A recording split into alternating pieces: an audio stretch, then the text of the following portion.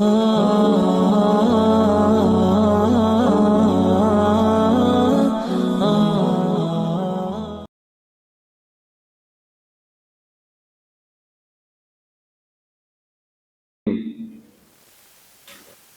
الحمد لله نحمده ونستعينه ونستغفره ونعوذ بالله من شرور أنفسنا ومن سيئات أعمالنا. من يهده الله فلا مضل له ومن يضلل فلا هادي له، وأشهد أن لا إله إلا الله وحده لا شريك له، وأشهد أن محمدا عبده ورسوله أرسله بالهدى ودين الحق ليظهره على الدين كله ولو كره المشركون. أما بعد، يقول الله سبحانه وتعالى: يا أيها الناس اتقوا ربكم الذي خلقكم من نفس واحدة وخلق منها زوجها وبث منهما رجالا كثيرا ونساء واتقوا الله الذي تساءلون به والأرحام إن الله كان عليكم رقيبا. وقال أيضا سبحانه وتعالى: يا أيها الذين آمنوا اتقوا الله وقولوا قولا سديدا يصلح لكم أعمالكم ويغفر لكم ذنوبكم ومن يطع الله ورسوله فقد فاز فوزا عظيما. فإن أحسن الحديث كتاب الله وخير الهدي هدي محمد صلى الله عليه وآله وسلم وشر الأمور محدثاتها وكل محدثة بدعة وكل بدعة ضلالة وكل ضلالة في النار. أعاذنا الله منا وإياكم من النار. Ndugu zangu, baada ya kumshukuru Allah subhanahu wa ta'ala na kumtakia ziada za rahma kipenzi chetu na kipenzi cha Allah Bwana Mtume Muhammad sallallahu alayhi wa alihi wasallam, leo tunaendelea tena na majlisi yetu tukiwa na somo ambalo linasema a'rifi nnasa taslam, wajue binadamu, wajue watu utasalimika. Ndugu zangu, tumechagua somo letu la leo liwe ni a'rifi nnasa taslam, wafahamu watu utasalimika, ili kuweza kutazama namna Allah subhanahu wa ta'ala alivyowaumba wanadamu, tabia zao, mwenendo wao na maisha yao kwa ujumla. Mwenyezi Mungu mtukufu subhanahu wa ta'ala ndani ya Qur'ani anasema: laqad khalaqna al-insana fi kabad, hakika tumemuumba mwanadamu katika tabu. Allah subhanahu wa ta'ala anathibitisha ya kwamba mwanadamu ameumbwa katika maisha ambayo yamejaa mitihani ndani yake, maisha ambayo yana changamoto ndani yake.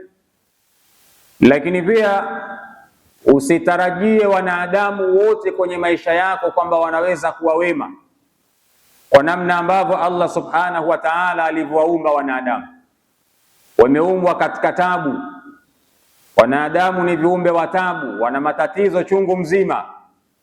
Ndiyo aya hiyo Mwenyezi Mungu anasema laqad khalaqna al-insana fi kabad, kwa hakika tumemuumba mwanadamu katika tabu. Wanadamu wana shida. Kwa hiyo kutokana na aya hiyo tukaamua somo letu la leo liwe a'rifi nnasa taslam, wafahamu binadamu, utaweza kuishi salama murtahan, utaishi vizuri katika maisha yako. Lakini usipowajua wanadamu utapata shida kwenye maisha yako. Na Mwenyezi Mungu katika nyingine anasema khuliqal insanu dhaifa, mwanadamu ameumbwa katika hali ya udhaifu. Katika moja ya viumbe ambao ni dhaifu ni wanadamu. Khuliqal insan dhaifan, mwanadamu ni kiumbe aliyeumbwa na Allah subhanahu wa ta'ala katika hali ya udhaifu uliokuwa mkubwa sana. Kwa hiyo ukiwafahamu wanadamu katika lugha nyingine, ndio umeyafahamu maisha. Ukiwafahamu binadamu kwa hakika unakuwa umeyafahamu maisha, na usipowafahamu wanadamu kwa hakika utapata tabu sana katika maisha yako, kwa sababu hujawajua wanadamu ni viumbe wa aina gani. Kwa hiyo leo tumechagua kuelezea arifi nnasa taslam, wafahamu wanadamu kwa hakika utasalimika sana katika maisha yako. Sayyiduna Musa alayhi salam, yeye Mwenyezi Mungu anamuita ndani ya Qur'ani kuwa ni msemezwa. Wa kallama Allahu Musa taklima. Musa alayhi salam alikuwa ni mtu ambaye anaongea na Allah subhanahu wa ta'ala.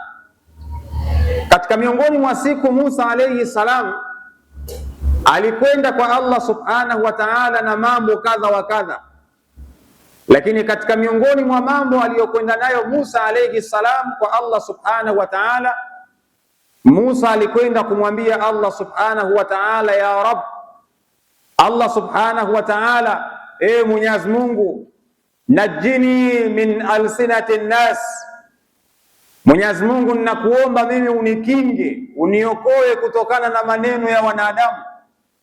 Musa alayhi salamu alikwenda kuongea na Allah subhanahu wa ta'ala. Kwa kuwa Musa alikuwa anaongea na Allah na yeye ni mtume ambaye alitumwa kwa Banu Israili, Mwenyezi Mungu anasema, wa ataina Musa alkitaba wa ja'alnahu hudan li bani Israila alla tattakhidhu min duni wakila dhurriyata man hamalna ma'a Nuhin innahu kana abdan shakura. Na aya zinaendelea mbele, lakini Mwenyezi Mungu anathibitisha ya kwamba Musa ni mtu aliyetumwa kwenda kwa Banu Israili na alipewa kitabu kinaitwa Taurati kuwapelekea Banu Israili. Lakini juu ya kwamba Musa alikuwa ni mtume wa Allah, bado Banu Israili walimshughulisha kwa maneno, Banu Israili walimshughulisha kwa vitimbwi, wakawa wanamshughulisha sana Musa. Na Musa katika miongoni mwa madhaifu yake alioumbiwa na Allah subhanahu wa ta'ala, alikuwa ni mtu ambaye haraka sana anawahi kupaniki Musa. Mwenyezi Mungu alimpa kigugumizi, na watu wenye kigugumizi mara nyingi wanakuwa wana hasira za karibu sana, na Musa alayhi salamu Mwenyezi Mungu alimuumba hivyo. Sasa ilikuwa inafika kipindi wale Banu Israili walikuwa wanamuudhi Musa to the maximum level, yani ilikuwa kwenye kiwango cha juu kabisa, mfano wake hakuna, mpaka Musa ilikuwa anajazibika na kasirika. Sasa siku moja akatoka, ndo akaenda kwa Allah subhanahu wa ta'ala, akamwambia, ya Rabb, najini min alsinati nnas, Mwenyezi Mungu nakuomba unikinge mimi kutokana na ndimi za watu wasiniongelee vibaya. Mwenyezi Mungu akamjibu Musa akamwambia, ya Musa, ana lam aj'al dhalika li nafsi, ewe Musa, hakika ya hayo unayosema wewe niyafanye kwako sikuyafanya katika nafsi yangu mimi mwenyewe Allah subhanahu wa ta'ala. Fa kaifa aj'aluhu lak, vipi nitaweza kuyafanya hayo yawe katika maisha yako? Yani Mwenyezi Mungu alikuwa anamaanisha kwamba ikiwa mimi Mwenyezi Mungu niliwaumba wanadamu na bado wananisema, itakuwaje wewe Musa unayetaka wanadamu wasikuseme, kitu ambacho hakiwezekani. Kwa hiyo Musa alayhi salam alikwenda kwa Allah kumlalamikia kuhusu wanadamu. Lakini lau kama ukiwafahamu wanadamu, inakuwa haiwezi kukupa shida kwenye maisha yako. Wanadamu wakiwa wanaongea, wanadamu wakiwa wanakusema, wanadamu wakiwa wanafanya vitimbwi, wanadamu wakiwa wanafanya usda, linakuwa halikupi shida kwa sababu tayari unawajua. Mtu mmoja aliwahi kusema, mwanafalsafa mmoja, allamatni alhayatu, maisha yamenifundisha mimi, anna anwa'i nnasi thalathatun, wanadamu kwenye maisha hawa wako aina tatu. Ukiwa unaishi kwenye maisha yako, hili liweke sana kwenye akili yako, anna anwa'a nnasi thalathatun, wanadamu hawa unavyowaona wapo katika makundi matatu. Kundi la kwanza akasema, nasun kalhawa la yumkinu alistighnau anhum abada. Huyo ni mtu wa kwanza. Mtu wa pili akasema nasun kaddawai tahtajun ilayhim ahyanan, huyo ni mtu wa pili. Na mtu wa tatu akasema nasun kaddai la targhabu fi wujudihim abada, huyo ni mtu wa tatu. Wanadamu hawa kwa maelezo yake akasema nasun kalhawai, kuna wanadamu hawa wapo kama hewa, kama unavyoona upepo, la yumkinu al-istighna'u anhum abada, bila wao inakuwa haiwezekani kwenye maisha. Kuna wanadamu kama hewa, mwanadamu lazima avute hewa kwenye maisha yake. Sasa bila wanadamu hao kwenye maisha yako huwezi. Kuna wanadamu wako hivyo kwenye maisha, yani wao wanakuwa ni msaada kwenye maisha yako. Na kisha akasema nasun kaddawa, na kuna wanadamu kama unavyoona dawa, tahtajun ilaihim ahyanan, kuna baadhi ya nyakati unahitaji dawa, na ndivyo kuna baadhi ya wanadamu, kuna baadhi ya wakati unawahitaji. Lakini mtu wa aina ya tatu akasema nasun kaddai, na kuna binadamu hao kama unavyoona maradhi, la targhab fi wujudihim abada, yani hao utamani kwenye maisha yako wawepo kwenye maisha yako. Kwa hiyo kuna wanadamu wapo kama hewa unawahitaji, na kuna wanadamu wapo kama dawa, ukiumwa unawahitaji, na kuna wanadamu hao wapo kama ugonjwa. Hakuna mtu ambaye anatamani ugonjwa kwenye maisha yake, na wanadamu wako hivyo kwenye maisha ya mwanadamu. Na kanuni ya wanadamu ilivyo, wanasema kama vile unavyoona i'rab, kama unavyoona kwenye Qur'ani au kwenye maandishi ya Kiarabu, kuna baadhi ya maneno yamekuja yanahitaji uweke dhumma. Ikiwa ni fa'il lazima awe na dhumma, lile neno litakuwa na dhumma, lile jina litakuwa na dhumma. Ikiwa pengine yule mtu anakuwa ni mafuul, anakuwa ndio mtendewa, basi kwenye lile neno litakuwa ni mansub, lazima kuwe na fatha. Na kwenye maisha ndio hivyo hivyo, kuna binadamu lazima uwekee dhumma, kuna binadamu lazima uwekee fatha, kuna binadamu lazima wawe na kasri kwa sababu wanakuwa ni majrur. Kwa hiyo wanadamu wametofautiana kwenye maisha. Kuna wanadamu tunaowahitaji, bila wao haiwezekani maisha yetu kwenda, na kuna wanadamu vile vile hatuwahitaji, kama unavyoona ugonjwa. Hivyo ndivyo Allah subhanahu wa ta'ala alivyowagawa wanadamu. Kwa hiyo mwanafalsafa huyu akasema anna anwa'a an-nas thalathatun, aina za watu kwenye maisha zipo za aina tatu, lazima ujue. Sio kila mtu kwenye maisha atafaa, hapana. Kuna baadhi ya watu kwenye maisha hawafai, kuna baadhi ya watu kwenye maisha hatuwahitaji, lakini Allah subhanahu wa ta'ala amewaumba wanadamu, wao wapo kwenye maisha yetu. Lakini kuna wanadamu ambao tunawahitaji kwenye maisha yetu, bila wao haiwezekani, na kuna wanadamu ambao hatutamani kabisa hata kukutana nao kwenye maisha, lakini Allah subhanahu wa ta'ala ndio ameshawaumba. Ndio maana siku moja Sayyiduna Ali katika moja maneno yake aliwahi kusema thalathatun la budda an tastaqirra fi dhinik, mambo matatu ukiwa unaishi kwenye maisha yako hakikisha unayaweka kwenye akili, unatembea nayo. Jambo la kwanza akasema la najata min almaut, hakuna mtu ambaye anaweza kuepukana na kifo. Na mtu wa pili akasema, jambo la pili akasema la salamata min kalami nnas, ukiwa unaishi kwenye maisha yako hakikisha ya kwamba unatembea kwenye akili yako, unajua kwamba huwezi kuepukana na maneno ya wanadamu. Ili jambo lazima uliweke kwenye akili yako. Na jambo la tatu akasema la rahata fi dunya, duniani hapa hakuna starehe. Namna utakavyoishi kwenye maisha yako itakuwa ni tabu tu. Ukiwa ni mwema itakuwa ni tabu, ukiwa mbaya itakuwa ni tabu. Yani duniani hapa hakuna starehe, hakuna kuenjoy katika maisha ya mwanadamu. Ukiwa mzuri wanadamu watakusema, la salamata min kalamin nas, hakuna kuepukana na maneno ya wanadamu. Kwa hiyo wanadamu kwenye maisha, anna anwa'a an-nasi thalathatun, wanadamu hawa wapo katika makundi ya aina tatu, lazima ulijue katika maisha yako. Lakini al-Imam Shafi'i katika kuelezea wanadamu siku moja aliwahi kusema, yaqulu al-Imam Shafi'i, al-Imam Shafi'i anasema man yadhunnu annahu yaslamu min kalami nnasi fahuwa majnun, yule ambaye anadhani ya kwamba ataepukika na maneno ya wanadamu, mtu huyo atakuwa ni mwenda wazimu. Imam Shafi anasema hivyo.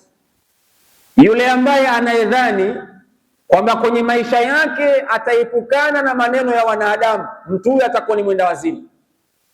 Wewe ukiwa unafanya jambo kwenye maisha yako kisha ukaamini kwamba wanadamu wote watakupenda, wanadamu wote watakusifia, wanadamu wote watakusema kwa mazuri, wewe utakuwa ni mwenda wazimu, akili zako haziko sawa. Ndio al-Imam Shafi anasema, man yadhunnu annahu yaslamu min kalami nnas fahuwa majnun, yule ambaye anayedhani ya kwamba ataepukana na maneno ya wanadamu, mtu huyu atakuwa ni mwenda wazimu. Kisha akasema, qalu anillahi thalithu thalatha, kuna watu walimsema Mungu kwamba miungu iko watatu. Yani kuna watu wana Mungu Baba, Mungu Mwana na Roho Mtakatifu. Kuna watu wamemweka Mungu ana utatu, watu wamemsema Mungu Allah subhanahu wa ta'ala na utatu. Waqalu, na kuna baadhi ya watu wamesema kwenye dunia hii, an habibina Muhammadin sallallahu alayhi wa alihi wasallam sahirun, wamemsema mtume kwamba alikuwa ni mchawi, majnunun, alikuwa ni mwenda wazimu. Kuna watu walipita huko nyuma walimsema mtume kuwa ni mchawi. Kuna watu walipita huko nyuma walimsema mtume kuwa ni mwenda wazimu.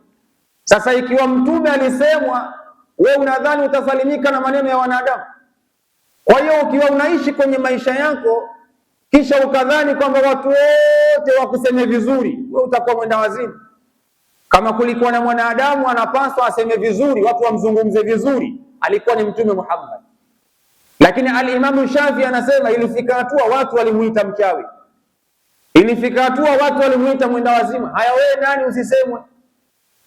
Haya wewe nani usitukanwe? Wewe nani watu wasikutete? Au ndio wanadamu? Ikiwa watu wamemsema mtume, wewe ni nani mpaka usisemwe? Kisha al-Imam Shafi akasema, fama dhannuka biman huwa dunahuma, wewe unadhani kwenye maisha yako, al-Imam Shafi anasema, wewe unadhani kwenye maisha yako mtu ambaye yuko chini yako daraja lao litakuwa ni lipi? Kisha al-Imam Shafi akasema, fakalamu nnasi mithlu sukhur, maneno ya wanadamu kama unavyoona mfano wa jiwe au mawe. Kadri ya wanadamu wanavyozungumza, kuna mawili, uyatumie mawe yale kujengea ama uyatumie mawe yale kupandia mahala ya kufikisha katika daraja aina fulani. Kwa hiyo kuna baadhi ya wakati wanadamu wakiwa wanaongea, inawezekana ikawa ndio sababu ya wewe kufika kwenye daraja aina fulani. Al-Imam Shafi anasema, fakalamu nnas mithlu sukhur, maneno ya wanadamu mfano kama unavyoona mawe yale. Sasa utakhiari mwenyewe, uyachukue yale mawe ujengee, uyachukue yale mawe upandie uelekee sehemu nyingine, au yale mawe ya kudhoofisha ya kuue. Kwa sababu ukiyazingatia maneno ya wanadamu mfano wa mawe yatakuua, lakini ukiyachukua kama ni fursa, kama ni somo, yatakusaidia kwenye maisha yako. Kwa hiyo al-Imam Shafi hapa anatanabaisha ya kwamba kwenye maisha yako ukiwa unaishi, jua ya kwamba kuna baadhi ya watu watakusema tu, kuna baadhi ya watu watakuzungumza vibaya, maana utakavyokuwa. Ukiwa mzuri watakusema, ukiwa mbaya watakusema, vyovyote vile. Wanadamu katika maisha yao wameumbwa kusema na Allah subhanahu wa ta'ala. Kwa hiyo ndugu yangu Muislam, a'rifi nnasa taslam, wafahamu wanadamu uweze kusalimika na maisha yako.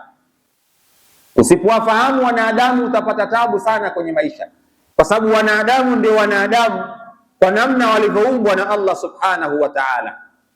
Lakini pia wanawachuoni wanatufundisha ya kwamba namna unavyoishi na wanadamu, tambua ya kwamba wanaweza kukuhusudu kwenye maisha yako. Ukiwa unaishi, wanadamu wanaweza kukuhusudu.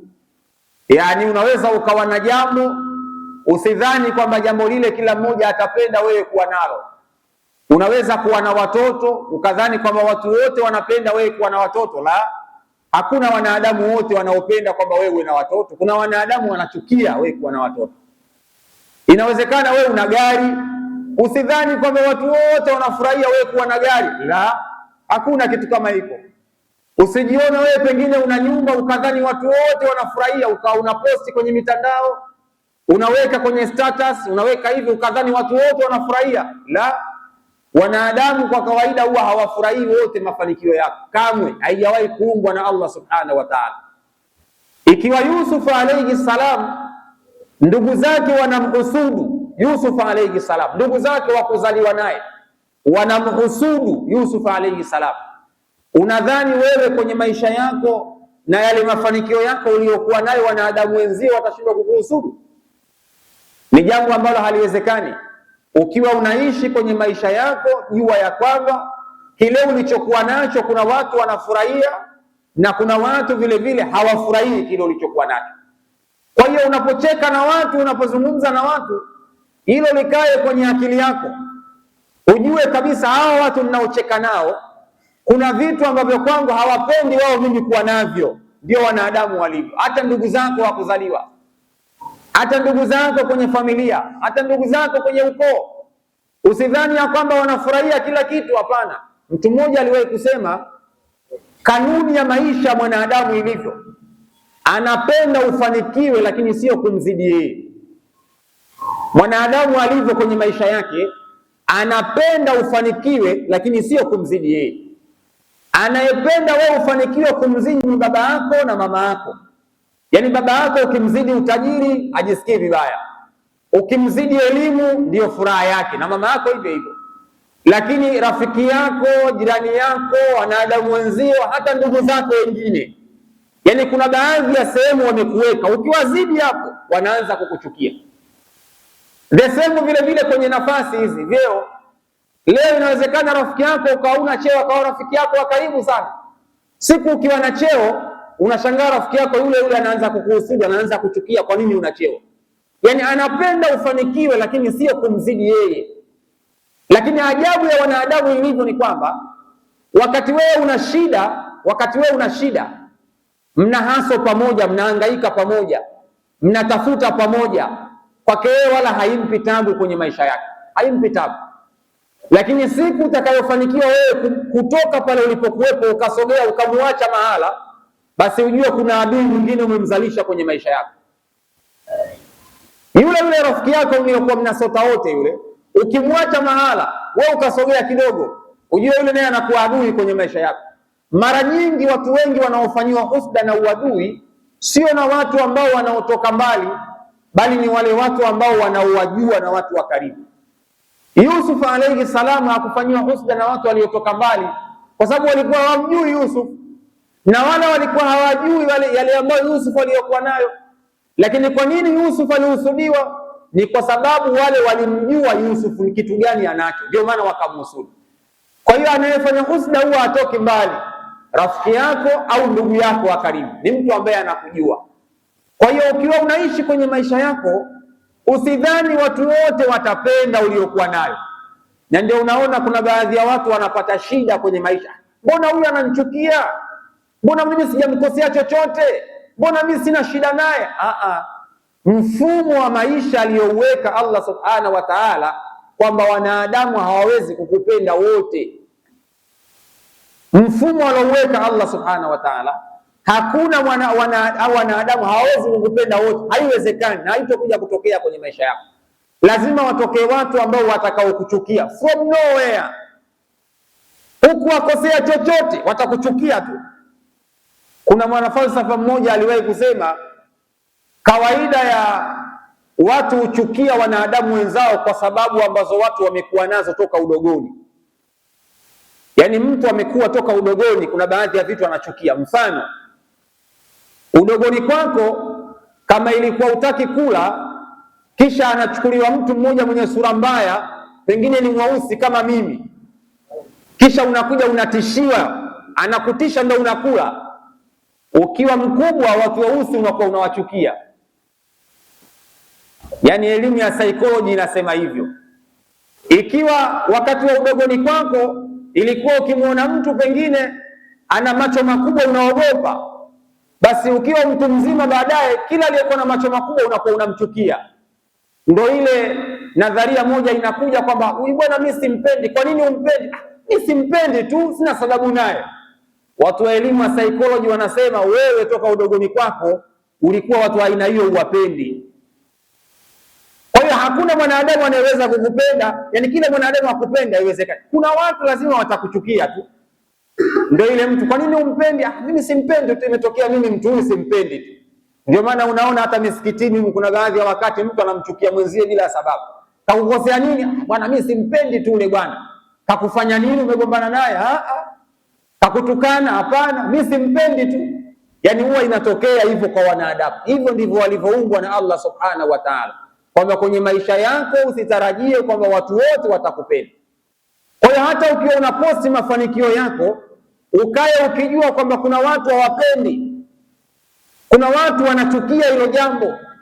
Pengine wewe unakaa una furaha na maisha yako, unafurahia, pengine unacheka, wanao wanakwenda shule mashallah, wana akili darasani, usije ukawa unachukua matokeo unaposti kwenye mtandao, mwanangu kapata A. Kuna watu hawapendi huku brother. Kuna watu wanachukia, kwa nini mtoto wa fulani kapata A? Ndio unapoona pale watu wengine wanakuwa wachawi. Yaani mchawi huwa hapendi kukuona wewe ukiwa na hali ya aina fulani. Na mchawi sio lazima awe na vitendea kazi. Mwingine anadhani ni yule ambaye anakwenda kuroga usiku au anapaa. Yaani kile kitendo cha mtu kuhusudu neema ya mtu mwingine nao pia ni uchawi. Kitendo cha mtu kumfanyia mtu husda, pengine akamuona anakula vizuri, mtoto wake anapata yeye, kitendo cha kuchukia kwenye nafsi, ule nao ni uchawi. Kwa sababu husda ni uchawi, inakuwa ni kama vile kijicho, unamuonea kijicho mtoto wa mwenzio kwa nini anapata A. Kwa hiyo ukiwa na mafanikio usipende kuposti kwenye mitandao. Kuna baadhi ya watu wanapenda kuposti kila kitu kwenye mitandao. Mtu kanunua gari nzuri anaposti kwenye mtandao. Ana mtoto wake kawa ile mtoto limekuwa nene kidogo analiposti kwenye mtandao. Oh mashallah mtoto wangu mnene. Pengine mtoto wake apata yeye anachukua mitihani anaweka kwenye status kwenye mtandao. Kuna watu hawapendi kuona ile, wakipenda wanakuwa na kijicho. Pengine aende kufanya uchawi, lakini kile kitendo cha kuchukia tu inakuwa ni kijicho. Unaanza kushangaa mtoto wako alikuwa akipata 50 under 50 anaanza kupata 49, mara anaanza kupata 45, mara 30, mara 10, mara 5, mara kadarasani anakuwa anasinzia hivi muda wote. Mwalimu anafundisha anasinzia, kijicho kishampata tayari. Kwa sababu ulikuwa na kanuni ya kuposti kila kitu cha mwanao kwenye mtandao, watu wamemwekea kijicho. Kwa hiyo watu hawapendi kila kitu kwenye maisha yako. Arifin nasa taslam, wafahamu binadamu utasalimika kwenye maisha yako. Lakini usipowafahamu wanadamu utaamini watu wote wanakupenda kwenye maisha. Hapana. Hata ukiwa imamu au ukiwa shekhi, ukiwa kiongozi, usitarajie kwamba wale wote unaowaongoza watakupenda. Haiwezekani.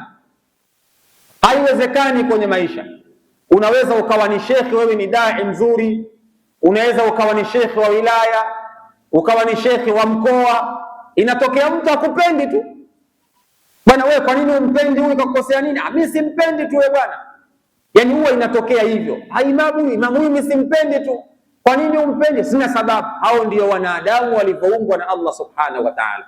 Sasa wakati fulani kuchukia kile kitu alichopewa mwenzio na Allah subhanahu wa ta'ala, kule nako ni kumkosea adabu Allah subhanahu wa ta'ala.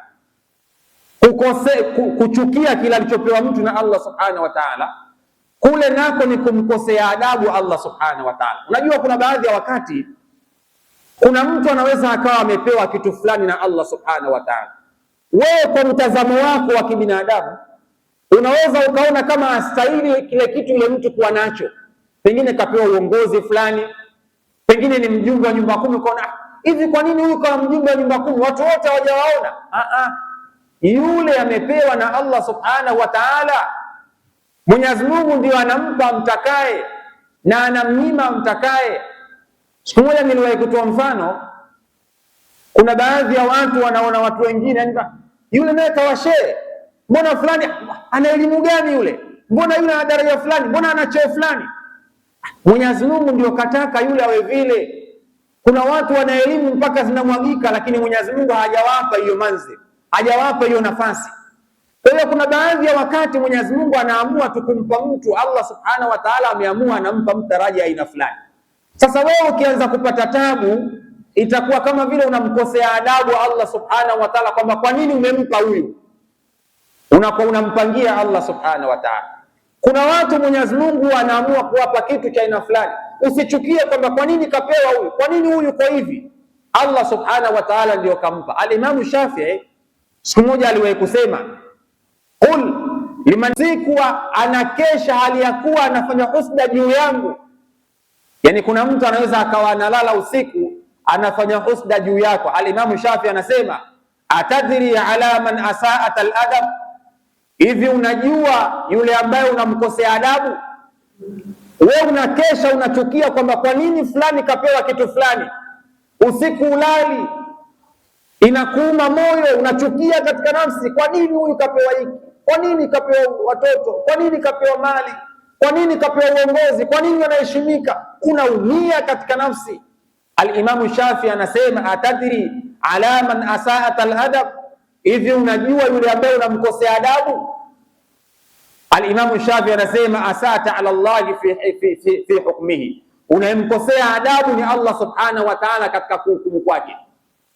Namna alivyogawa Allah subhanahu wa ta'ala ndio anajua kwamba huyu atakuwa hapa, huyu atakuwa hivi, huyu atakuwa hivi. Wa rabbuka yakhluqu ma yasha'u wa yakhtar, Mwenyezi Mungu anaumba atakavyo na anachagua. Usimuone mtu fulani kwa maana fulani ukawa unaumia. Ukiumia maana yake unamkosea adabu Allah subhanahu wa ta'ala. Ukiumia fulani kwa maana fulani unamkosea adabu Allah subhanahu wa ta'ala. Ukiumia kwa nini fulani kapewa kitu fulani ana kitu fulani, unamkosea adabu Allah subhanahu wa ta'ala, kwa sababu yule kapewa na Allah subhanahu wa ta'ala. A'rifin nasa taslam, wafahamu wanadamu utasalimika kwenye maisha yako. Kuna wanadamu wanakuwa na husda tu kwenye maisha yao, mtu anachukia tu, hana sababu ya msingi, lakini bila kutambua kwamba anayegawa ni Allah subhanahu wa ta'ala. Bwana Mtume Muhammad sallallahu alayhi wa alihi wasallam, katika moja ya changamoto alizokuwa anakutana nazo ni changamoto za wanadamu. Walikuwa wakimfanyia vitimbwi mtume wanadamu hao, namna walivyoumbwa na Allah subhanahu wa ta'ala. Mtume walikuwa wanamuita as-sadiqul amin, mtume walikuwa wanamuita mkweli muaminifu. Walimpenda kweli kweli na walikuwa wanamuamini kweli kweli, lakini mtume alipoenda kuambia jamani, ana rasulullah, mimi ni mjumbe wa Allah, wanadamu wale wale wakaanza kumchukia bwana Mtume Muhammad, wakaanza kumuita mchawi, wakaanza kumuita mwenda wazimu, wakaanza kumuita kadha, wakaanza kuchukua vinyesi wakaenda kumwekea mlangoni, mizigo ya mila, matumbo ya ngamia aliyooza. Mtume ambaye waliokuwa wanamuamini, wanadamu wale wale leo wamegeuka tena.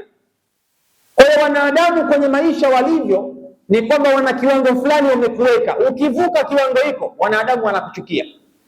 Kwa hiyo mtume kwenye maisha yake naye alikutana na changamoto za wanadamu. Ndio maana mwanafalsafa akasema, a'rifin nasa taslam, wafahamu wanadamu utasalimika sana kwenye maisha yako. Namna utakavyowajua wanadamu, utajua namna ya kuishi nao. Unajua huyu ana tabia aina fulani, niishi naye hivi. Huyu ana tabia ya kususa, huyu ana tabia ya chuki, huyu ana tabia kadha. Yani usije ukasema nihamie mahala fulani ni wahame wanadamu, ukienda kule nako unakutana nao hao hao. Siku moja niliwahi kuambia watu, al-Imam Muhammad Mutawalli Sha'rawi katika ile suratun Nas, Mwenyezi Mungu aliposema qul a'udhu bi rabbin nas malikin nas ilahin nas min sharri alwaswasil khannas alladhi yuwaswisu fi sudurin nas minal jinnati wan nas. Mwenyezi Mungu amewataja watu mara 6, annas annas annas annas annas annas, mara 6. Mwenyezi Mungu alikuwa na maana kubwa sana. Mwenyezi Mungu alikuwa na maana ya kwamba watu ndio watu. Ukiwa hapa Kinondoni ukasema hapa bwana watu wa Kinondoni wana majungu, nihamie Tandale, kule nako utakutana na watu. Ukihama Tandale ukienda Kigoma, kule nako kuna watu. Yani annas annas annas, kila utakapokwenda duniani utakutana na wanadamu, na wanadamu utakaokutana nao usidhani wote watakukubali, haiwezekani. Kwa hiyo unapokwenda, a'rifin nasa taslam, unachotakiwa kujua wewe na cha kufanya ni kuwafahamu wale wanadamu ili uweze kusalimika na vitimbwi vyao. Na ndio maana katika moja ya vitu ambavyo mtume katufundisha, ukitaka kuishi vizuri na wanadamu mahala popote ukienda, kwanza jua maisha ya wale watu, fahamu maisha ya wale watu, fahamu culture yao, tabia zao wale watu. Katika miongoni mwa asalibi da'wa, an taarifa ahwala an-nas fi tilka al-umma, ni kujua hali za watu. Wale watu wana tabia gani? Wale watu wana maisha ya aina gani? Yani unamjua huyu ana tabia aina fulani, huyu ana tabia ya kususa, huyu kazi yake majungu. Yani kama unavyoona ukiwa kiongozi, hata kama ukiwa imamu, sharti yake uwajue waumini wako, kama unajua huyu kazi yake majungu, yule kazi yake kugombanisha, yule kazi yake ni husda. Yani unawajua watu wako, na wale waumini wako nao wanakujua, kiongozi wetu bwana ana kasumba fulani, kiongozi wetu ana mapungufu fulani. Kwa hiyo ukiishi na watu hivyo unakuwa upati tabu na wale wanadamu. Lakini ikiwa unaishi wewe, mtu akikufanyia jambo unakasirika, kwa nini kanifanyia hivi? Utakuwa bado hujawajua wanadamu. Wanadamu walivyoumba Allah subhanahu wa ta'ala kama adil, kama unavyoona madini, kuna almasi, kuna shaba, kuna fedha, kuna madini sio ya rubi, kuna madini, na wanadamu wako hivyo hivyo. Kila mmoja aliyekuwepo hapa na tabia yake. Kuna mwingine anagumu, yani jambo dogo ya gumu kashaanza kuongea anafanya. Kuna mwingine mpekepeke, akiona jambo mpaka alifuatilie fanya hivi. Yani binadamu wako hivyo. Kuna mwingine kazi yako kuchonganisha watu, wakiwa wanagombana yeye ndio furaha yake. Kuna mwingine kushusha heshima za watu. Yani kila mmoja Mwenyezi Mungu ana kitabia chake alichompa. Sharti wajue wanadamu. Arifin nasa taslam. Ukiwajua wanadamu utasalimika kwenye maisha yako, kwa sababu wanadamu wameumbwa na Allah subhanahu wa ta'ala ni madhaifu mno. Khuliqal insan dhaifan, wanadamu ameumbwa na Allah subhanahu wa ta'ala ni kiumbe ambaye dhaifu mno. Mwanadamu ni kiumbe dhaifu mno namna alivyoumbwa na Allah subhanahu wa ta'ala, yani ana mapungufu mengi kwenye maisha yake. Mwanadamu ana mambo mengi kwenye maisha yake. Usipomjua mwanadamu utapata shida. Na namna alivyotuumba Allah subhanahu wa ta'ala, inawezekana mimi nikawa sijui mapungufu yangu, lakini mtu mwingine akawa anayaona ile mapungufu yangu. Hivyo ndivyo Allah subhanahu wa ta'ala alivyoumba. Wewe unaweza ukawa hujijui mapungufu yako, lakini kuna mtu mwingine akawa anakujua kwamba fulani ana tabia aina fulani. Wakati fulani sio rahisi mwanadamu kujijua mapungufu yake, ila watu wanamjua kwamba huyu ana mapungufu ya aina fulani. Sasa mwanadamu ukishamjua anakuwa hakupi tabu, lakini ukiwa hujawajua wanadamu watakupa shida kwenye maisha yako yote. Na ndio maana kuna baadhi ya watu wanagombana na watu kila siku. Kwa nini? Huyu ana tabia fulani mimi siipendi, huyu ana tabia fulani mimi siipendi. Yani wanadamu walivyoumbwa na Allah subhanahu wa ta'ala, kila mmoja ana tabia yake, kila mmoja na mapungufu yake. Kwa hiyo ukitaka uishi wanadamu wote waishi kama unavyotaka wewe, utagombana na kila mtu kwenye maisha yako. Almuhimu a'rifin nasa taslam, wafahamu wanadamu kila mmoja kwa nafasi yake, ndio utaishi kwa kusalimika kwenye maisha yako.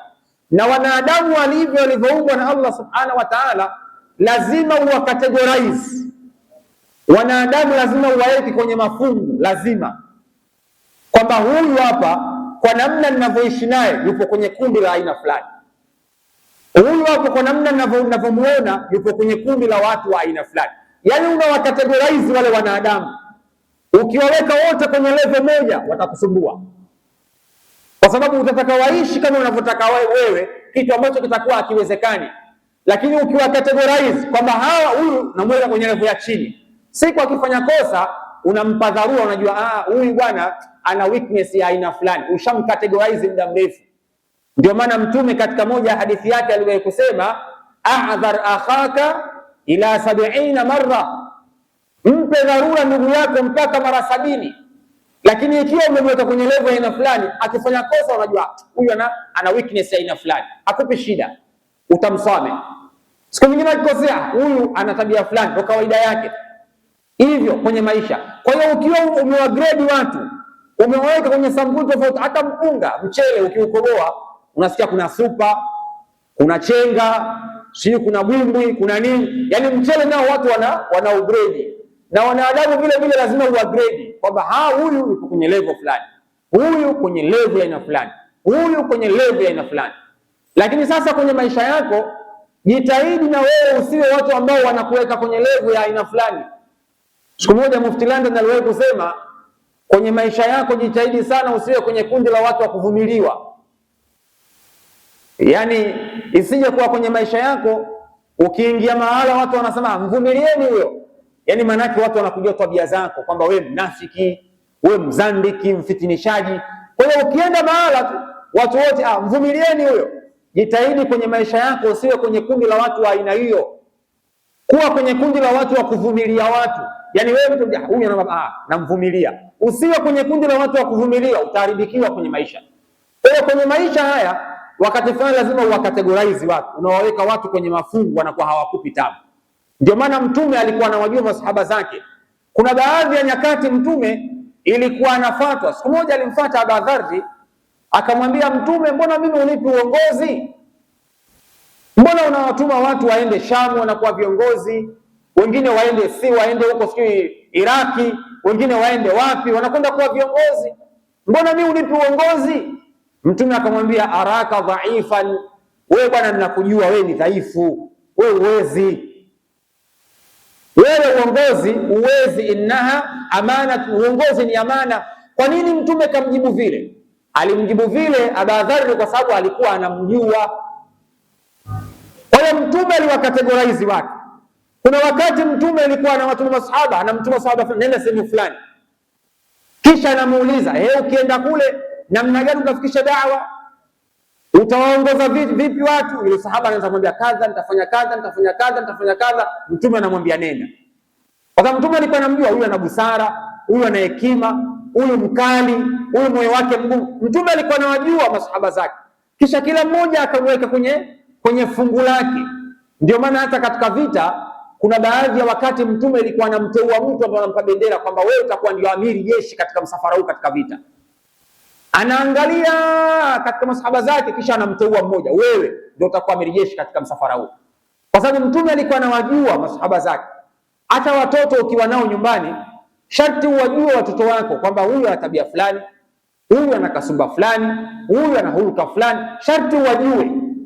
Usipowajua wanao, inaweza ikafika mahala wakakusumbua na wanaweza wakahusudiana wenyewe kwa wenyewe. Unajua kabisa mwanangu huyu muaminifu, nikimpa hiki atampa mwenzie. Unajua huyu ana uaminifu, nikimpa huyu akifiki kwa huyu. Baba yake na Yusuf alayhi salam, ilifika hatua alipokwenda kusimuliwa ile ndoto na mwanawe Yusuf, akamwambia usiwahadithie ndugu zako hii ndoto,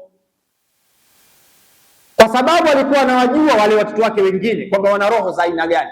Usiwasimulie kaka zako hii ndoto, fayakidu laka kaida, watakufanya vitimbi, kwa sababu alikuwa anawajua. Kwa hiyo hata watoto wako ukiwa nao nyumbani, sharti umjue mtoto wangu huyu mwaminifu, mtoto wangu huyu ana roho mbaya, mtoto wangu huyu ana roho nzuri, huyu mkarimu. Yani unajua namna ya kuishi nao.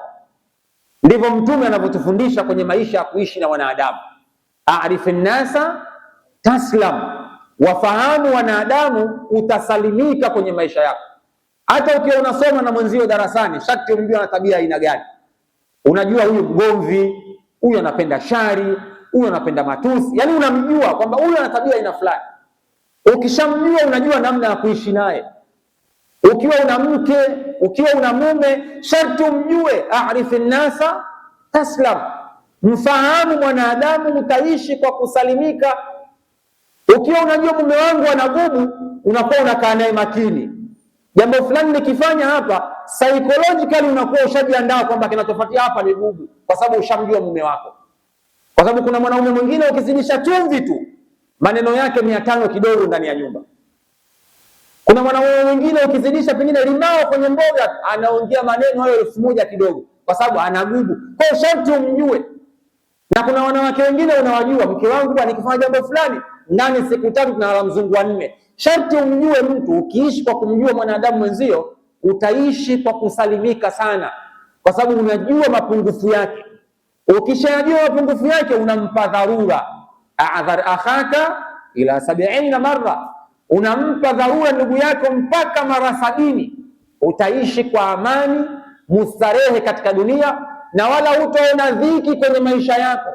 kwamba kwa nini huyu kawa hivi, kwa nini huyu kapewa hiki, kwa nini huyu ana cheo hiki, kwa nini. Utapata shida kwenye maisha yako, kwa sababu unajua kwamba huyu kapewa na Allah. Punda wanamtembeza punda peke yake, kisha wao wanatembea na miguu, hawajui kutumia punda. Yule bwana akaona pengine maneno haya yamekuwa mengi, ngoja nimpande. Akampanda yeye, mwanawe akawa anatembea na mguu. Kufika mbele, watu wengine wakaanza kumsema, jamaa ana roho mbaya, kapanda yeye punda, mtoto anamwacha tena ateseka, atembea na mguu. Jamaa akaona ngoja nishuke. Wakapanda wote na mwanawe. Kafika mbele, kuna kundi la watu wengine, jamani, punda mmoja watu wawili wanamuonea, watu hawa hawafai. Yani tunaishi kwenye maisha ambayo people are very negative. Tunaishi kwenye maisha ambayo people are very negative. Yani utakachokifanya lazima kuna watu watakriticize, lazima. Arif an-nasa taslam, wafahamu wanadamu utasalimika. Chochote utakachokifanya, people are very negative. Chochote ukifanya jema watasema, ukifanya mazuri watasema, ukiwa mwovu watasema, chochote kile watasema.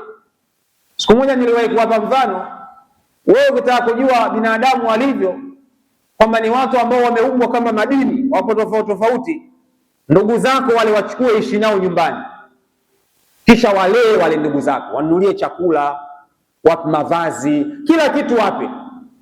Lakini wale ndugu zako wale watakuja kukusema ipo siku, bwana yule brother bwana roho mbaya yule, mke wake kamshika masikio yule bwana yule. Wale unaowalea wataanza kukusema vibaya wale ndugu zako.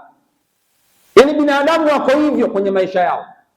Ndio maana mtu mmoja aliwahi kusema, alkalbu kalbu wa in qallatuhu dhahab, mbwa atabakia kwa mbwa hata kama utamvesha cheni ya dhahabu, atabakia kwa mbwa. Na wanadamu wako hivyo hivyo, kwamba wewe kuwa mwema utakavyokuwa, lakini kuna binadamu atakusema tu.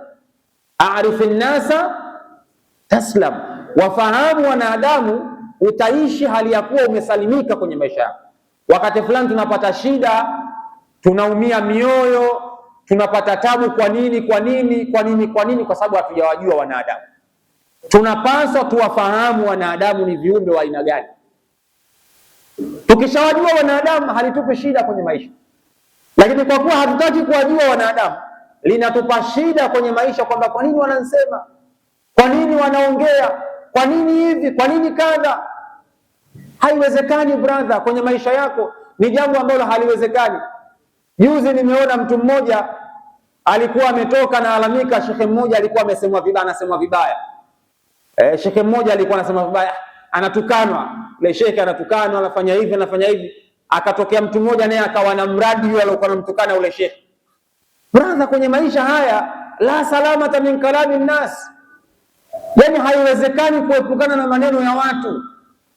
Yani wewe kuwa mwema utakavyokuwa, hata uwe mcha Mungu wa kiwango gani, hata uwe mwema.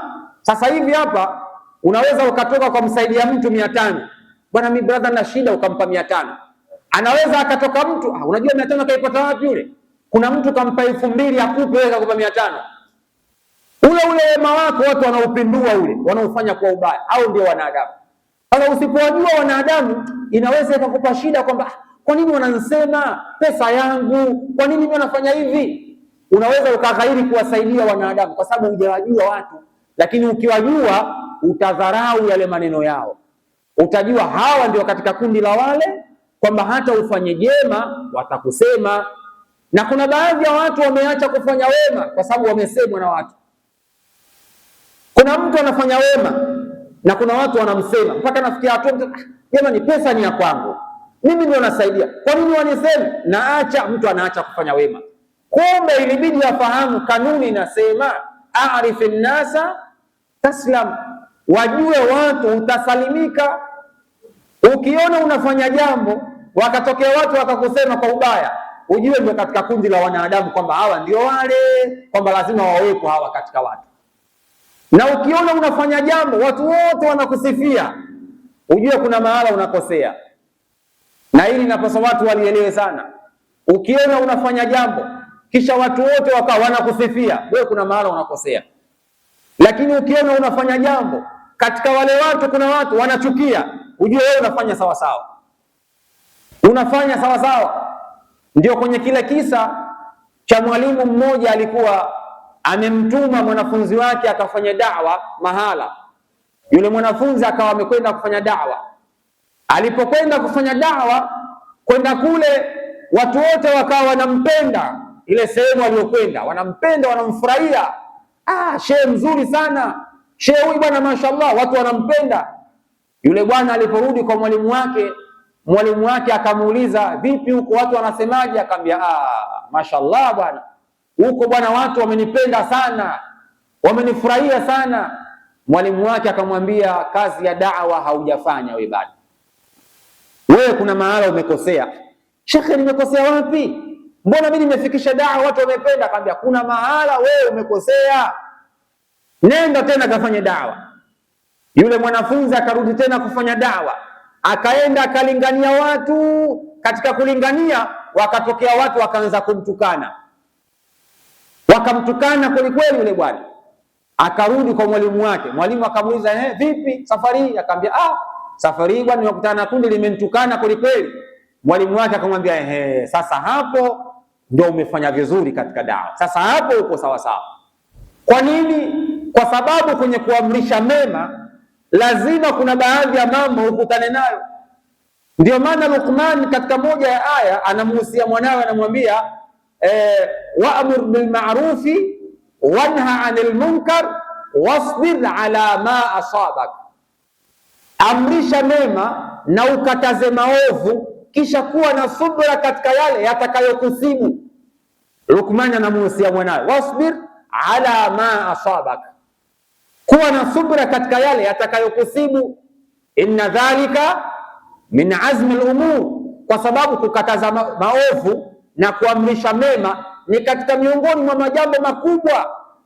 Ukienda kuyafanya hayo, lazima utakutana na watu watakriticize tu, lazima. Na ukiona umekwenda umefikisha, watu wote wamependa. Luqman anamwambia mwanawe, kuwa na subira kwa yatakayokusibu. Kwa sababu gani? Ukienda kuongea na wanadamu, lazima kuna baadhi ya watu watachukia, lazima. Kwa hiyo hata ukiwa dai, ukiwa shekhe, ukiwa unazungumza mambo kisha wakatokea watu wakachukia, ujue ndio sunna, ndio mwenendo. Kwa sababu jambo lile alianza nalo Bwana Mtume Muhammad alipokuwa anafikisha ujumbe, wakatokea watu wakaanza kumpinga. Mwanzoni walikuwa wanampenda, mkweli, mwaminifu. Alipoambia jamani, mimi mtume wa Mungu, wakaanza kumpinga, tabbalaka ya Muhammad, uangamie. Matusi wakaanza kumtukana, mwenda wazimu, mchawi. Ndiyo mwenendo alouweka Allah subhanahu wa ta'ala. Ukienda kuongea na watu, lazima kuna baadhi ya watu watakriticize, watakupinga. Lazima a'rif an-nasa taslam, wafahamu wanadamu, utasalimika. Ukiwa na ndugu nyumbani, una wadogo zako, una kaka zako, una dada zako, wajue vizuri, dada yangu huyu ana tabia fulani, kaka yangu huyu ana tabia fulani, huyu ana tabia fulani. Utogombana na kaka yako, utogombana na mdogo wako, wala dada yako, wala ndugu yako yoyote. Hata ukiwa na baba yako mzazi, sharti umjue baba yako ana tabia aina fulani, kitu hiki baba anapenda, hiki hapendi. Baba ana tabia aina fulani, umjue. Ukishamjua, huwezi kugombana na baba yako, kama huwezi kugombana nao. Huwezi kugombana na baba yako. Baba anasema nirudi nyumbani saa 2, wewe saa 1:30 uko nyumbani. Ushamjua, a'rifi nnasa taslam, wafahamu wanadamu, utaishi salama. Baba yako anakuambia urudi saa 2, wewe na urudi saa 4, utagombana naye tu, kwa vyovyote utagombana naye tu. Baba yako anakuambia usivae nguo za kubana, wewe unavaa nguo za kubana, utagombana naye kwa sababu yeye hapendi hicho kitu. A'rifi nnasa taslam, wafahamu wanadamu, utaishi kwa usalama, utasalimika, utaishi kwa raha, utagombana na mtu kwa sababu unamjua. Waswahili wanasema zimu likujuao alikuli likakwisha. Yaani mtu ukishamjua, kuna baadhi ya vitu unaipukana naye, kuna baadhi ya vitu vitimbi vyake unaipukana navyo. Lakini mwanadamu usipomjua, anaweza kukupa tabu sana kwenye maisha yako. Na ukimwona mtu ana tabia aina fulani, usimchukie. kwa bwana mimi simpendi. Kiumbe aliyeumbwa na Allah subhanahu wa ta'ala utakiwi kusema simpendi kwa sababu ana tabia aina fulani. Hapana, wewe tambua ya kwamba yale ndio maumbile yake na ile ndio tabia yake. Mimi niishi kwa tabia yake yule aliyokuwa nayo, na wewe ishi na watu kwa tabia zako. Sheikh wa mkoa ana maneno yake, Sheikh Walid ibn Sheikh Al-Hadi Omar Kawamba, Mwenyezi Mungu amhifadhi kaka yetu, ana maneno yake, anasema ishi na watu kwa tabia zako, usiishi na watu kwa tabia zao. Wewe una tabia zako na wao wana tabia zao, wewe ishi kwa tabia zako. Wewe ukiwa ni mwema, watu ni wabaya, usilazimishe na wewe kuwa mbaya. Hapana, wewe kuwa mwema vile vile kwa tabia zako. Huenda yule akabadilika akafuata tabia zako. Wewe ukitaka kuishi kama wanavyoishi wale utaharibikiwa. A'rifin nasa taslam, wafahamu wanadamu, utasalimika kwenye maisha yako, utasalimika kwenye maisha yako. Usione wewe ukawa una gari, una pikipiki yako au una kitu chako, ukashangaa ukaona mtu anachukia, jamaa sikiza na basikeli na ringa yule bwana. A'rifin nasa taslam, kwamba ukiwa na kitu lazima kuna watu watachukia kwamba kwa nini yule, kwa nini yule awe fulani, kwa nini awe mjumbe nyumba kubwa, kwa nini yule awe mwalimu pale, kwa nini huyu awe hivi, kwa nini ile, kwa nini ile. Ndio wanadamu wenyewe walipo pale, ile kwa nini ile ndio kwenye wanadamu pale walipo. Sasa kuna watu wanashindana na Allah subhanahu wa ta'ala. Sasa wewe upase kushindana nao. Kuna baadhi ya vita mwanadamu hapasi kugombana na wanadamu wenzie, vita ile inapaswa muachie Allah subhanahu wa ta'ala. Kwa mfano, Mwenyezi Mungu amekupa neema ya aina fulani na watu wakawa wanalazimisha kutaka kuipora, kuichukua ile neema. Sasa utagombana nao wale watu.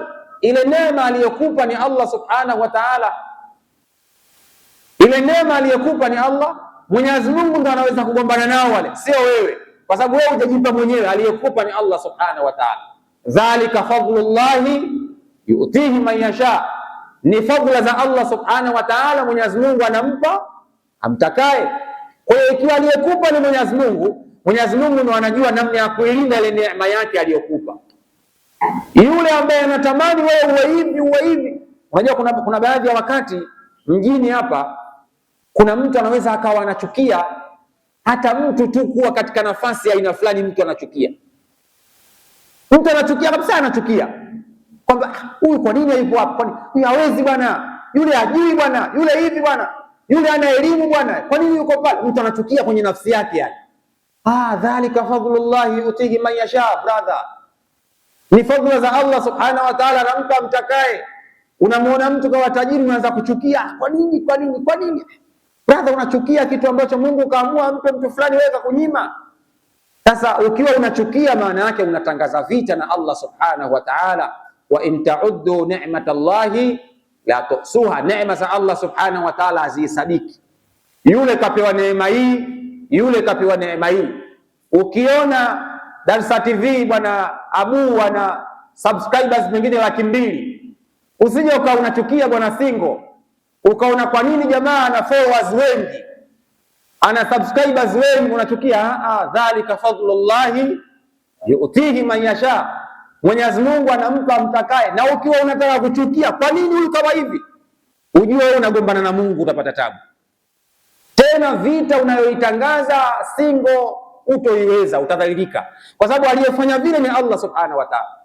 Wewe vita na Mungu utaiweza? Uiwezi. Kwa hiyo mwisho wa siku utashindwa tu. Kwa hiyo kuna baadhi ya vitu Mungu anakuwa amewapa watu, wewe muache yule mtu aliyepewa na Mungu jambo lake. Mungu ndio kaamua kumpa. Mwenyezi Mungu anajua mwenyewe kamchagua yule ampe, wala usipate tabu na jambo lake. Lakini ukiwa unapata tabu, kwa nini kapata, kwa nini hivi, huo binadamu ambao unauleta kwa mtu mwingine unakuwa unasababisha kutengeneza chuki baina yako na Allah subhanahu wa ta'ala. Sasa ukiwajua wanadamu, umeyajua maisha kwenye maisha yako. Ukiwafahamu wanadamu kwenye maisha yako, umeyafahamu maisha. Ukiwa unasali msikitini, sharti ujue mzee Teta sana tabia ina fulani, Sheikh Juma ana tabia ina fulani, Abedi tabia fulani, fulani tabia. Yaani unamjua mtu fulani. Alafu wewe unajua namna ya kuishi naye. Kwa sababu mjini hapa ilivyo, kuna baadhi ya wakati kuna watu unaishi nao kichina tu. Mkikutana, salamu alaykum, yaani unachekeana, lakini unamjua yule anipendi yule. lakini ukutana naye salamu alaykum, yani unafurahia tu mdomoni, lakini ushamjua tabia yake fulani, yule mfitinishaji. Kuna mtu akija tu kwako unajua kuna umbea hapa unakuja, na kwa vyovyote atakuletea habari ya umbea, kwa vyovyote, kwa sababu ushamjua kwamba huyu akija ni umbea. Akija jambo lake unachukua unaweka kifuani, unaongea hamna shida bwana, hamna shida, unaachana naye. Ushamjua, usimkatae, kwa sababu ukimkataa unatengeneza adui, anakuwa adui yako. Sasa ili usitengeneze adui, kila atakayekuja mjue tabia yake, ana tabia fulani, ana kasumba kadha, huyu yuko hivi, huyu yuko hivi. Ukiishi na wanadamu kwa staili hiyo kwenye maisha yako utasalimika. A'rifi nnasa taslam, wajue wanadamu utasalimika. Laqad khalaqna al-insana fi kabad, mwanadamu ameumbwa kwenye hali ya ugumu, ameumbwa hajakamilika mwanadamu, yani ni mdhaifu, ana ugumu, ana ususuavu mwanadamu, sio malaika mwanadamu. Malaika ndio Mwenyezi Mungu amewaepushia na madhambi na maasi, yani kuna baadhi ya vitu zile sifa za kiwanadamu amewaepushia, lakini wanadamu namna walivyoumbwa na Allah, Mwenyezi Mungu anasema laqad khalaqna al-insana fi kabad, ameumbwa katika hali ya ugumu na tamu. Mwanadamu ana shida zake, mwanadamu ana mapungufu yake, mwanadamu ana mambo yake. A'rifi nnasa taslam, wajue wanadamu utasalimika kwenye maisha yako, na wala utogombana na mtu, utogombana na jirani, utogombana na ndugu, wafanyakazi, waumini wenzio, utogombana nao. Ni siku moja mzee wangu aliwahi kuniambia, wewe ukitaka upendwe au ukitaka uishi mahala popote ukienda duniani, popote ukitaka kwenda, wewe kuwa na tabia njema. Usiishi kwa tabia za watu. Ukiwakuta watu wavuta bangi nasema ngoja na mimi niwe mvuta bangi, wewe kuwa na tabia njema. Yani hakuna aliyewahi kuchukiwa kwa tabia njema duniani. Lakini akaniambia, ukiwa na tabia njema, wakitokea watu wakakuchukia kwa tabia zako ulizokuwa nazo, basi ujue ni fungu la wanadamu kwamba haiwezekani wakakupenda wote kwa tabia njema. Lakini kuwa na tabia njema, kundi kubwa la watu litakupenda. Popote pale utapata ndugu, utapata rafiki, utalala bure, utasoma bure, utakula popote. Ukiwa na tabia njema utapata watu, utalala bure, utasoma bure, chochote utapata bure kwa sababu ya tabia njema. Kila aliyekuwa na tabia njema alipendwa. Lakini juu ya tabia njema lazima kuna watu watakuchukia. Usije ukajiuliza mbona mimi na tabia njema wananichukia? Ndio kawaida, kwa sababu hata mtume alikuwa na tabia njema. Mwenyezi Mungu anasema wa innaka la ala khuluqin adhim, mtume alikuwa yupo juu ya tabia njema, lakini watu walimchukia. Kwa hiyo wewe kuwa na tabia njema. Mtume alikuwa na tabia njema, kuna watu walimpenda wakaingia katika Uislamu kwa tabia yake njema. Kwa hiyo ukiwa na tabia njema kuna watu watakupenda, lakini pia kuna watu watakuchukia. Wale watakaokuwa wanakuchukia ujue ni kundi katika makundi ya wanadamu, kwamba haiwezekani ukapendwa na wanadamu wote. A'rifi nnasa taslam, wafahamu wanadamu utasalimika. Usikubali kupendwa na watu wote, usikubali kwenye maisha yako, na haiwezekani. Na ukiona kuna watu kama tunakupenda, huyo kuna wanafiki wapo. Ukiona kundi lote msikitini hapa wanakwambia shehe tunakupenda, unajua kuna watu wanafiki, uongo, haiwezekani. Na ukimwona mtu kila jambo unalomwambia anakubali, shehe mimi nakupenda, unajua ana chembe za unafiki. Yaani kuna baadhi ya mambo lazima wanadamu mtofautiane, hivi ndio wanadamu tulivyo. Lakini ukiona tunakupenda, unajua kuna wanafiki humo. Wengine wanakung'onga kwenye kimoyo mwao, anakuambia shehe utakuwa wewe bwana, shehe utakuwa wewe, lakini kwa shehe tunakupenda bwana, tunakupenda. Kwa hiyo kwenye maisha yako ishi ukiwa unajua kwamba wanadamu wana mafungu. Unawakategorize watu kwamba huyu hivi, huyu ana tabia moja, huyu yuko hivi, huyu yuko hivi, lakini usiwe na tabia mbaya ya kumgeni mtu kwa hali yake aliyokuwa nayo. Yaani mgeni mtu, mkategorize mtu kwa tabia yake, sio kwa hali yake. Usije unachagua huyu nimpe heshima hii kwa sababu ana uwezo huu wa kipesa, huyu ana tabia ana uwezo huu nimpe heshima. Yaani kuna binadamu wako hivyo, yaani anampa mtu heshima kutokana na uwezo wake aliyokuwa nao. Akija mzee Teta si hapa kwa sababu unajua huyu anauza kuku sokoni, huyu ni mheshimu, naweza nikapata kuku bure. Akija mtu fulani hapa unajua pango pakavu tia mchuzi, humheshimu kwa sababu ana cha kunipa. Usiishi hivyo na watu. Wakategorize watu kwa tabia zao, kwamba huyu ana tabia ina fulani niishi na hivi, huyu hivi niishi na hivi. lakini watu kwa hali zao ishi nao wote kwa wema na kwa tabia zako njema. Utajikuta watu wote unaishi nao vizuri, na wala uchukii kwenye maisha yako, na wala ujiulizi kwa nini, kwamba kwa nini ananichukia, kwa nini ananitukana, kwa nini hivi. Kuna mtu mmoja mimi namjua, nimalizie tu adhini, ilikuwa kazi yake kwenda kulisha wagonjwa pale Muhimbili pale, kazi yake kwenda kulisha wagonjwa. Anachukua vyakula, mikate, anapeleka. Wakatokea watu wakamwambia, unajua yule jamaa anapokea misaada kutoka Warabuni, wanampa mamilioni ya pesa yule. Yeye badala ya kuwapelekea maini wagonjwa anawapelekea mikate. Jamaa yule akazipata taarifa, jamani, mimi natoa pesa zangu mfukoni, natengeneza mikate hapa na uji kwa wagonjwa, mtu anasema napewa fungu kutoka Warabuni. Fungu gani? Yule bwana akaacha kupeleka mikate pale. Wanadamu walivyokuwa wabaya, watu wakakaa naye wakamwambia, yule bwana akasema, hata haiwezekani, pesa yangu mwenyewe kisha initese. Yule bwana mpaka leo kakata mguu apeleke chakula pale kwa wagonjwa Muhimbili. Kwa hiyo kuna baadhi ya wakati unaweza ukawa unafanya wema, alafu huku kuna wanadamu kakupa shilingi ngapi? 500. Yule kapewa msaada wa 10,000 kakudhulumu 9,500 yule. Ndio binadamu wako hivyo. Yaani mwanadamu alivyo huwa anaongeza doti kwenye mambo. Mwanadamu alivyo, hata kuna mtu kama unaweza kuwa unamsaidia kila siku, chukua 1,000 ya kula, kila siku unampa, lakini ipo siku anaweza akawa anakaa na doubt, hivi huyu ananipa 1,000 au kuna sehemu anapewa 10,000 anipe 1,000 huyu? Yaani haamini kwamba wewe unamsaidia kumpa 1,000, anaamini wewe kuna sehemu nyingine unapata. Kuna wanadamu wapo kama kuku.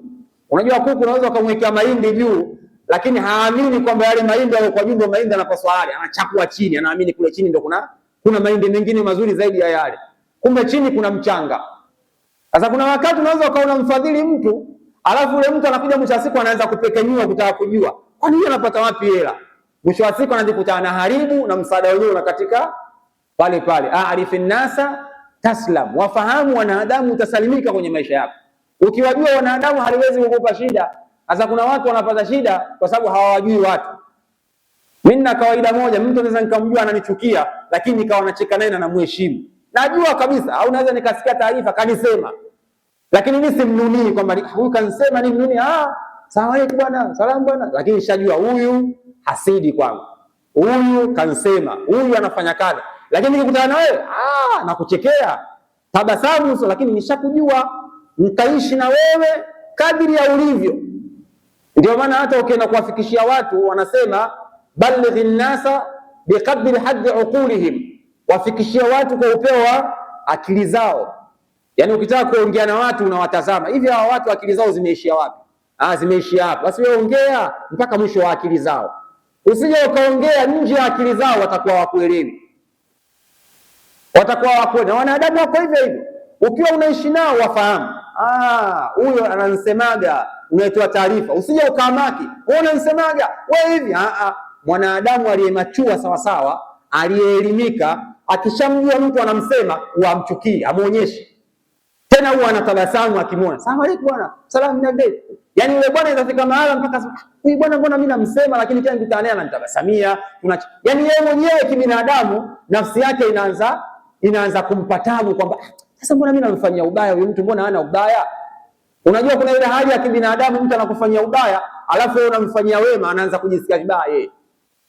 Ukiishi hivyo na wanadamu, unajua utaishi kwa raha sana, kwa sababu itakuwa wewe ndio unawaharibu kisaikolojia, sio wao. Kwa sababu kuna baadhi ya wanadamu kazi yao ni kuharibu wenzao kisaikolojia. Hawapendi kukuona ukiwa na furaha. Wanapenda kuona umechukia, wanakuprovoke, umetukana, umefanya hivi. Wanapenda kukuona hivi. Sasa wakikuona umetulia hivi wanaumia. Mbona tunamchokoza huyu achokozeki huyu? Mbona huyu hivi? Kama alivyokuwa Mtume. Mtume alikuwa anafika hatua wanamchokoza, alafu Mtume alikuwa anacheka. Mtume alikuwa anatabasamu. Wanachukua vinyesi wanamwekea. Mtume anasafisha. Ikiwa kinyesi hajakiona, bwana mbona leo hujaenda kuweka kinyesi? Yaani inafika mahala huyu anamfanyia ubaya mpaka wana bwana huyu mtu ninamfanyia ubaya, mbona ni mwema kwa kiwango hiki? Mtu anajikuta anaingia katika Uislamu. Kwa hata wanadamu hawa unaweza ukamjua mtu amekusema usichukie. Kibinadamu unaweza ukawa unachukia, lakini ili kumkomesha wewe kukutana naye tabasamu. Alafu furahi, muonyeshe kwamba mimi najua unachokifanya, kisha wewe hujaninyima raha mimi nina furaha yangu na nina maisha yangu. yeye sasa ndio atakuwa anaumia. Mbona huyu bwana mimi nahangaika kumshusha, kumsema, kumuondolea furaha, mbona anaonekana na furaha, mbona ashuki? Yeye ndio anaumia kwenye nafsi yake. Maana kuna binadamu kazi yao wao ni kuharibia watu furaha tu kwenye maisha. Akikuona una furaha ndio pale yeye anafurahi. Nimemkomesha sasa pale. Sasa hii wewe kuonyesha kwa wewe unachukia, wewe unatabasamu. Kwa hiyo kuna baadhi ya watu wanaweza wakawa wanakusema, lakini ukiwaona wala usiwaonyeshe kwamba wewe umejua. Au mtu kuleta umbea, unajua fulani anafanya hivi na hivi na hivi. Kuna mtu mmoja katika nchi alikuwa hatari sana, yule JK, mzee JK. Anatabasamu usoni muda wote hivi. Anaweza akawa amefanya kitu kibaya kisha anatabasamu kutana. Anajua kwamba wewe mbaya wake lakini anatabasamu. Asa ile inamuumiza sana adui ile. Na mtu anaweza akafa kiroho hivi hivi kwa sababu anajua anakufanyia ubaya. Kisha wewe ukikutana naye unamfanyia wema. Ile inampa taabu mwanadamu kwenye nafsi yake. Kwa hiyo aarifu nasa taslam. Wajue binadamu utasalimika kwenye maisha yako. Usipowajua wanadamu watakupa taabu sana. Wanadamu walivyo kama madini, kuna shaba, kuna dhahabu, kuna fedha, kuna rubi, tupo tofauti tofauti, kila mmoja ana tabia yake. Kuna Wazaramo, kuna Wadigo, kuna Wanyamwezi, kila mmoja ana kasumba yake alipotoka. Tabia tofauti tofauti. Ukitaka watu wote waishi kama unavyotaka wewe haiwezekani. Kuna mwingine ukienda kwake akipika chakula, mgeni akija anaficha. Kuna mwingine ukienda kwake mgeni akija anafurahia. Mgeni kaja anakupa chakula tunakula wote. Kuna mwingine ukienda ukimwomba anakupa. Kuna mwingine hata kama yani binadamu tumeumbwa kila mmoja ana kasumba zake. Hatuwezi wote ukilazimisha watu wote wawe kama wewe, utagombana na kila mtu kwenye maisha. Kila mtu utamuona mbaya kwa sababu unalazimisha watu wote wawe na tabia kama zako. Kumbe haiwezekani, na Mungu hajaumba hivyo. Mungu katuumba tupo tofauti tofauti. Kwa hiyo tuishi kwa kuvumiliana. Inshallah tuadhini, kisha baada ya adhana inshallah dakika 5 tusali sala ya Isha. Kwa kumalizia, kuna mwanafalsafa mmoja aliwahi kusema, kullu insanin yara al-akhirina biqadri ma fi nafsihi, kila mtu anawaona wengine kwa upeo ama kwa vile ambavyo anavyoona yeye katika nafsi yake. Kila mwanadamu anawaona wengine kwa upeo au kwa kiwango anavyoona yeye katika nafsi yake. Yani kila mmoja ana mtazamo wake kwenye maisha katika kuwatazama wengine. Kanuni ya maisha iko hivyo na ndivyo wanadamu walivyoumbwa. Yani ukimuona mtu anakutazama katika mtazamo fulani, ndivyo yeye katika nafsi yake kaamua kukutazama hivyo. Kwa hiyo usistaajabu na wanadamu. Kila mwanadamu alivyo, kullu insanin yara al-akhirina biqadri ma fi nafsi. Kila mwanadamu anawatazama wengine au anawaona wengine kutokana na yale. Sasa wewe usipate tabu hilo, watu wakikutazama kwa namna wanavyotaka wao. Yule itakuwa hivi, yule itakuwa hivi. Ndio wanadamu. Yaani anamtazama mtu kwa mtazamo wake, sio kwa mtazamo wa yule mtu jinsi alivyo yeye mwenyewe anavyojijua. Sasa ukiishi ukilijua hilo, wanadamu hawatakupa shida. Watakutazama wewe, lakini mwisho wa siku wewe mwenyewe unajijua katika nafsi yako kwamba kipi unacho na jambo gani unalo na maisha gani unayo. Sasa ukiishi hivyo utapata shida na wanadamu. Inshallah tukomee hapa leo. Somo letu lilikuwa arifu nasa taslam, kuwafahamu wanadamu juu ya tabia zao na maisha yao na hali zao. Ukiwafahamu utapata shida kwenye maisha yako, na usipowafahamu wanadamu watakushughulisha, utakonda, utakuwa hauli na utahama kila sehemu, unawakimbia watu tu kila sehemu, lakini kila utakapokwenda watu wapo na ndio wale na tabia zao ndio zile zile. Wassalamu alaikum warahmatullahi wabarakatuh. Rabbana taqabbal minna innaka antas samiul alim. تب علينا يا مولانا إنك أنت التواب الرحيم. ربنا آتنا في الدنيا حسنة في الآخرة حسنة وقنا عذاب النار. صلى الله على سيدنا محمد وعلى آله وصحبه وسلم والحمد لله رب العالمين. جزاكم الله خير.